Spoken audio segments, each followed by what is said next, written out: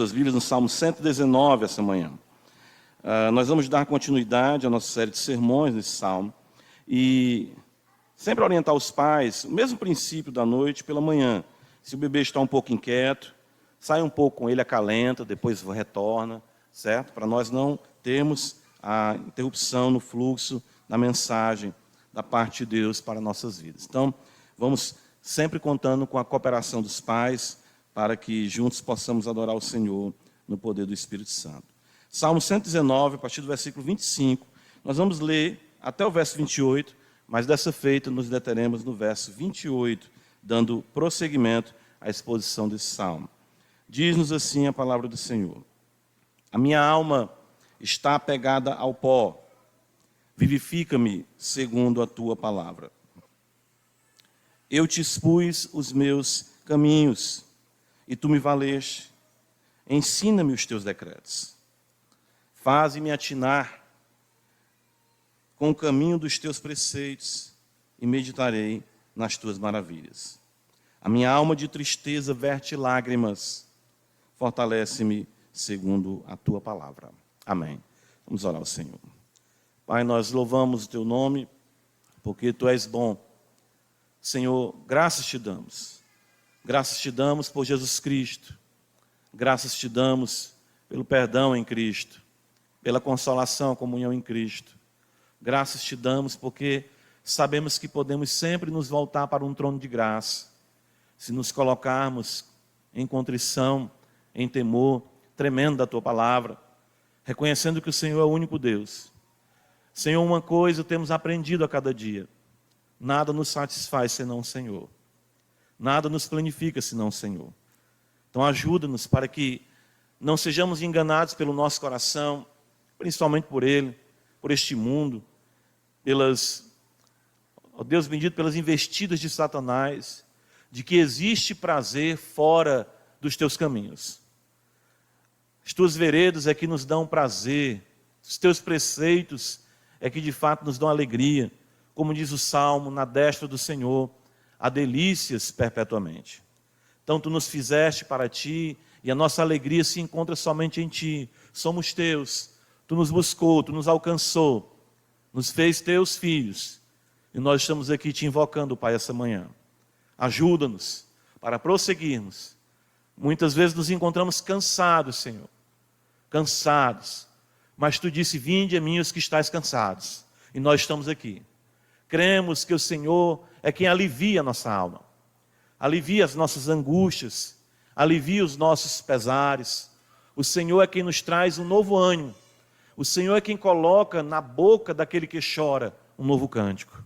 Então ajuda-nos para que possamos louvar o teu nome com alegria, aprender da tua palavra, viver em amor a ti durante a nossa jornada que o Senhor determinou aqui para nossas vidas. Abençoa a tua igreja essa manhã, aqui em Parquelândia, não somente aqui, mas os santos que em todo lugar, na face da terra, invocam o teu nome em sinceridade. Em nome de Jesus, Pai, nós suplicamos o teu favor.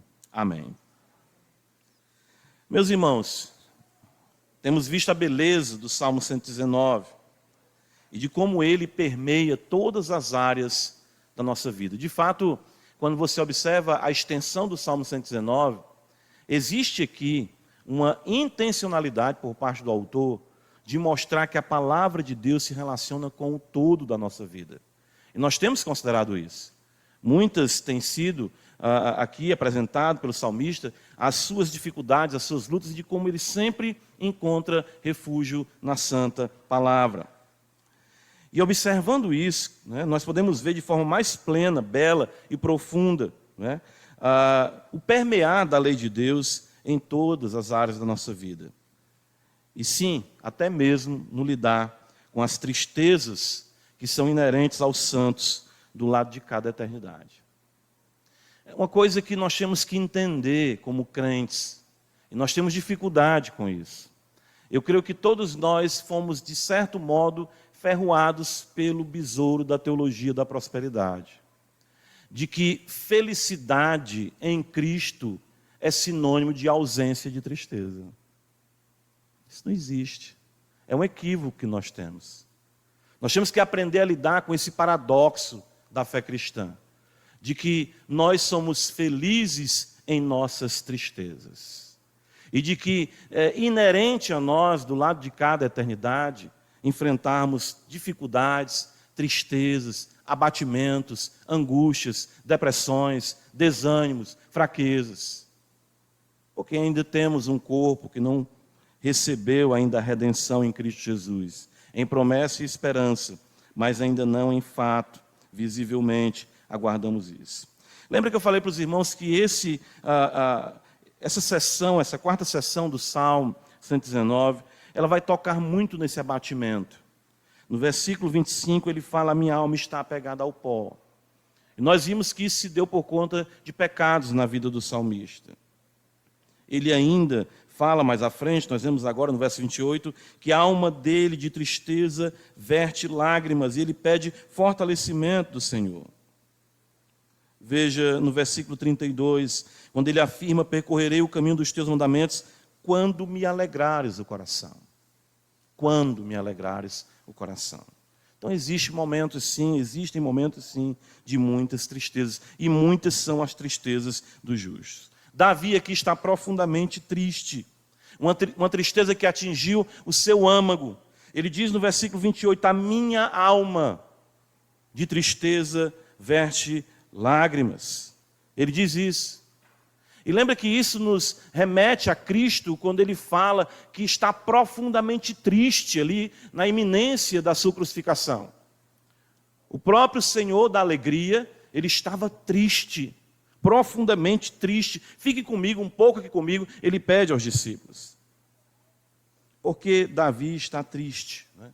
O que ocasionou tal tristeza a ele? Pelo contexto imediato, como nós podemos aqui destacar, isso se dava, claro, pelos seus próprios pecados. No versículo 25, no versículo 26, melhor dizendo, ele expõe os caminhos diante de Deus. E como nós vimos, quando abordamos esse versículo, se destaca a confissão dos pecados de Davi. Eu te expus os meus caminhos. Porém, nós podemos observar um pouco antes, que a tristeza se dava também em sua vida pela perseguição, pelo opróbrio, pela afronta. Veja o que diz no versículo de número 20. Ele fala: consumida está minha alma, por desejar incessantemente os teus juízos. No versículo 22 ele diz: tira de sobre mim o opróbrio e o desprezo. Lembra que consideramos isso? No verso 21 ele fala dos soberbos, dos malditos, e esses soberbos e malditos lançavam sobre ele opróbrio e desprezo. O fato é que muitas coisas nos causam tristezas neste mundo.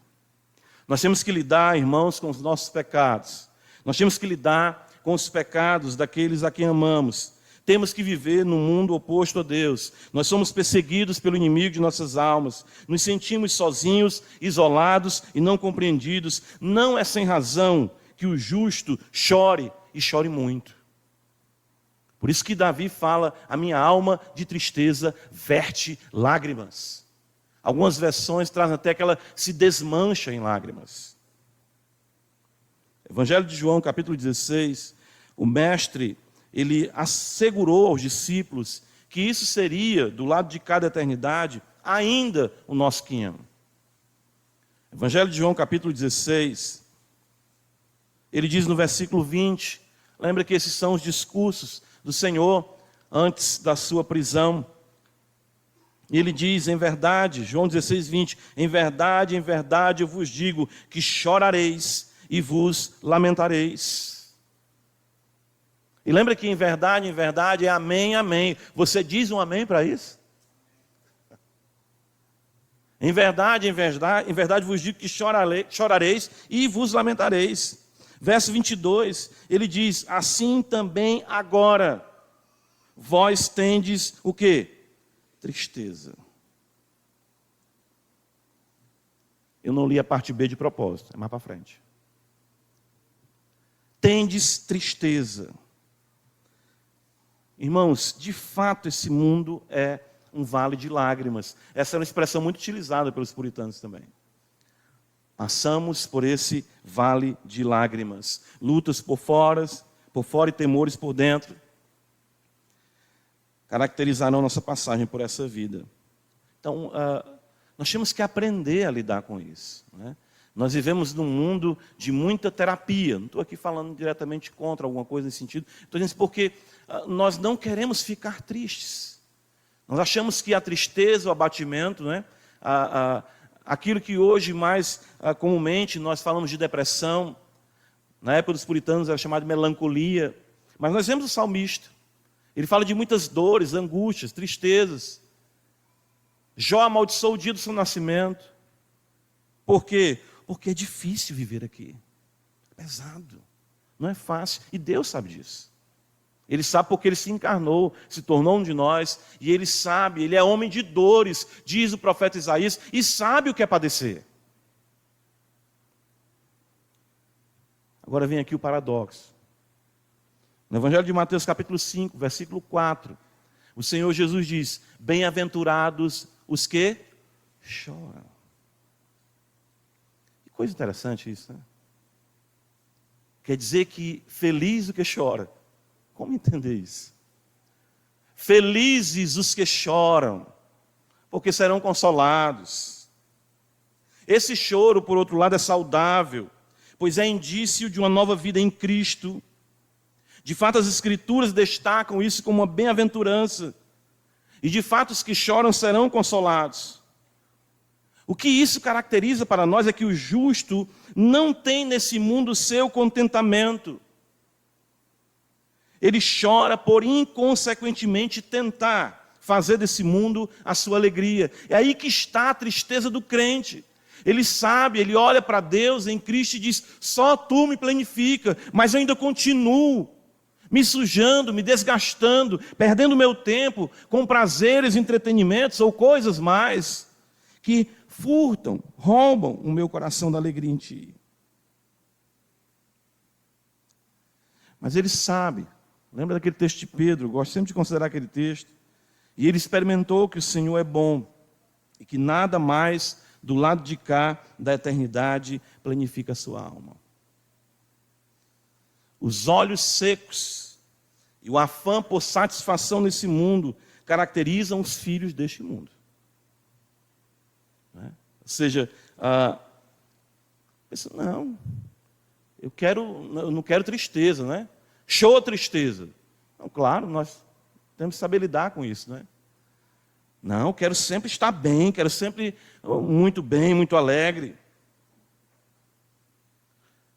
Os olhos secos, irmãos, caracterizam o homem e a mulher não regenerados. O justo, o homem e a mulher crentes, eles chorarão aos pés de Cristo, clamarão aos pés de Cristo, enfrentarão tristezas diárias.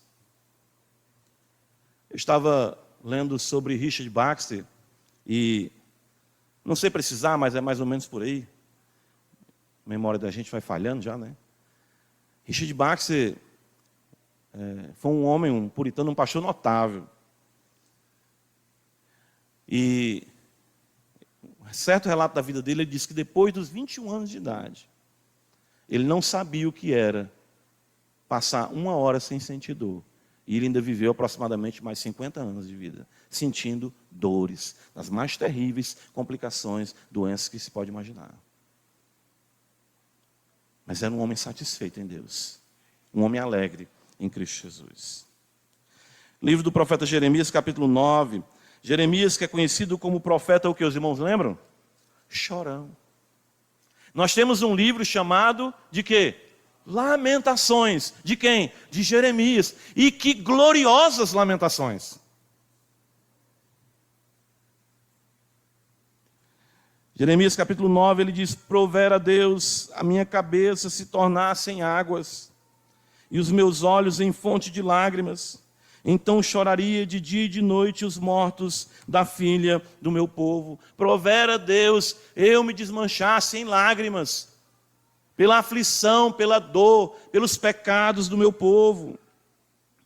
Irmãos, homem chora sim.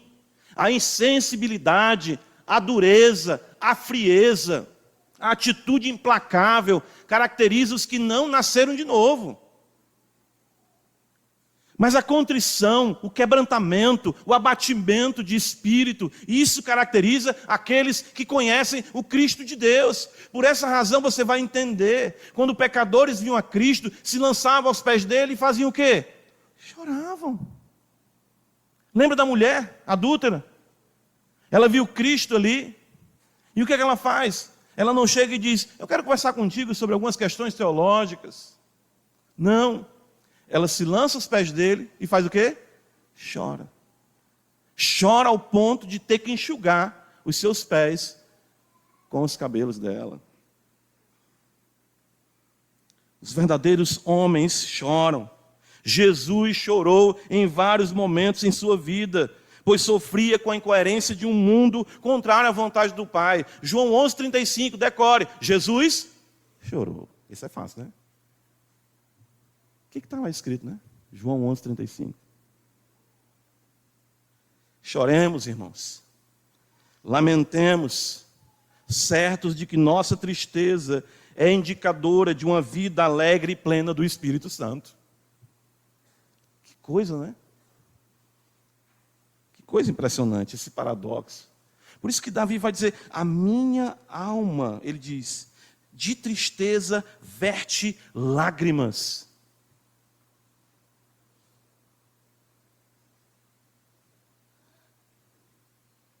Fortaleza e o consolo, Davi encontra unicamente mediante a palavra e a oração. Veja a parte B do versículo, quando ele diz, fortalece-me segundo a tua palavra. O que fazer enquanto peregrinamos nesse vale de lágrimas? E aqui está a beleza da constância do salmista em apresentar sempre a mesma solução. Eu gosto disso, a mesma solução. Ou seja, somente a palavra em oração trará consolo ao nosso coração. Eu digo isso para os irmãos porque eu me entristeço e sofro abatimentos da minha vida e às vezes eu fico buscando alguma coisa. Senhor, faz alguma coisa. Senhor, sei lá, faz aparecer alguma coisa, muda essa história. E eu vou para um lado, vou para o outro, me perturbo, busco apoio humano, busco orientação humana. Não estou falando contra conselhos bíblicos, mas estou dizendo que a gente sempre procura pessoas que concordem com a gente, não é? Mas só existe paz na minha alma quando eu me rendo em oração e com a Bíblia aberta aos pés de Cristo Jesus. Por isso que ele vai dizer, no versículo 28, fortalece-me segundo a tua palavra. Deixa eu mostrar um texto aqui para os irmãos, tão precioso, a gente deixa passar desapercebido. 1 Samuel, abre comigo, capítulo 1, livro de 1 Samuel, capítulo 1.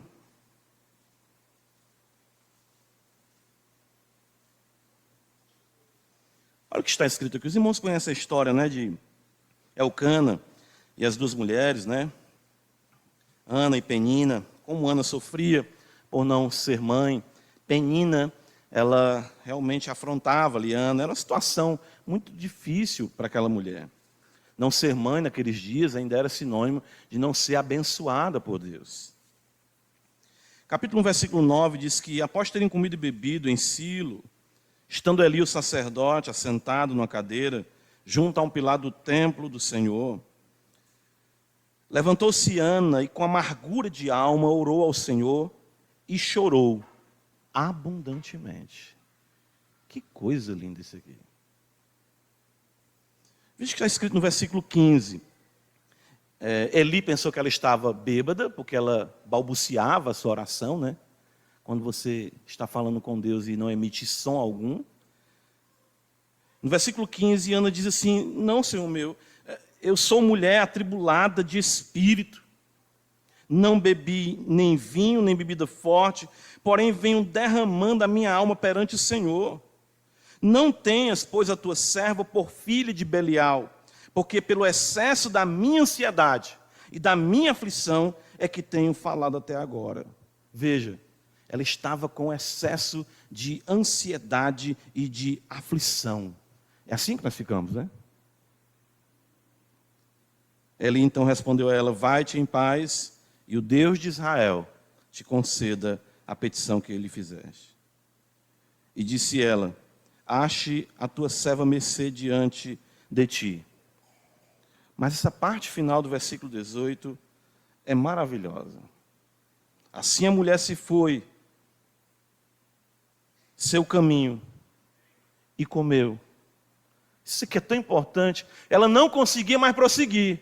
Mas depois que ela ora, ela consegue ir e consegue comer. Porque quando a gente está abatido, triste, angustiado, a alegria toma de conta de nós de forma desproporcional, nem comer nós conseguimos. Ela se levanta, ela vai, ela consegue comer. E olha o que é que o Espírito faz. E seu semblante já não era triste.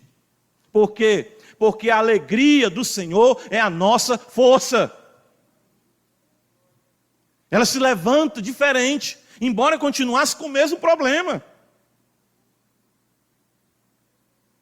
A fortaleza e o consolo só vem mediante a leitura da palavra e a oração. Ana invoca o Deus de Israel. Ela conhecia o Deus de Israel. Ela derrama perante ele a sua angústia, a sua tristeza, a sua aflição, a sua ansiedade. E ela é restaurada, ela recebe um novo ânimo no meio da sua situação, que ainda continua triste, de uma mulher estéril. Mas ela agora frutifica e está plena no Senhor. Irmãos, aqui é que vem o cuidado que nós temos que ter. Não é errado o lazer, não é errado o entretenimento, não é errado descansar, o viajar, é bom demais. Existem sim esses momentos e são sim saudáveis para nossas vidas como cristãos, como homens, mulheres. Porém nós sabemos que essas coisas são pontuais e têm limites em sua eficácia. Porém, se derramar em oração, confiando na palavra, fortalece, restaura a alma para prosseguirmos neste vale de lágrimas. Férias, né? Eu preciso de férias, eu preciso de férias. Todos nós precisamos de férias, descansar. Mas as suas férias podem ser um contexto de grande tribulação e de perturbação para você, se seu coração não estiver em paz em Cristo. Salmo 119, versículo 28, então, ele diz: a minha alma de tristeza verte lágrimas, fortalece-me segundo a tua palavra. E eu queria concluir aqui dizendo o seguinte para os irmãos: um dia esse paradoxo vai cessar. Um dia cessará o pranto. Sabemos disso. O choro não durará para sempre. Apocalipse 21, 4 diz: não mais choro.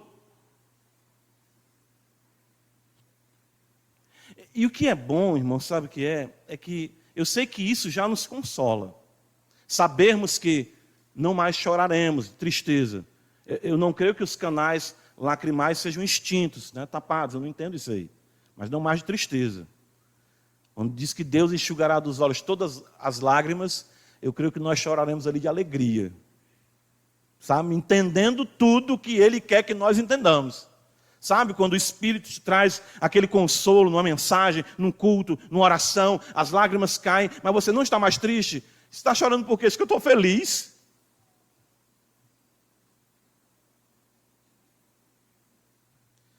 Mas até mesmo aqui, choros cessarão. A Bíblia promete isso para a gente. Salmo 30, veja, está escrito. A palavra de Deus nos diz assim, Salmo de número 30.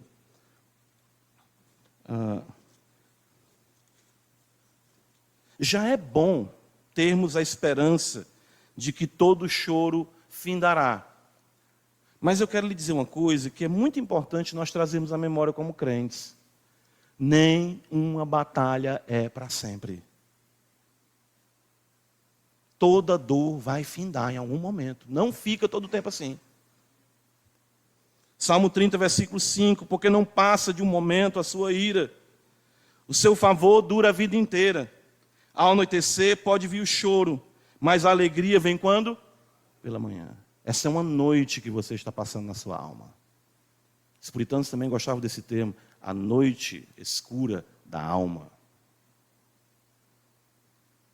Salmo 126, outro texto.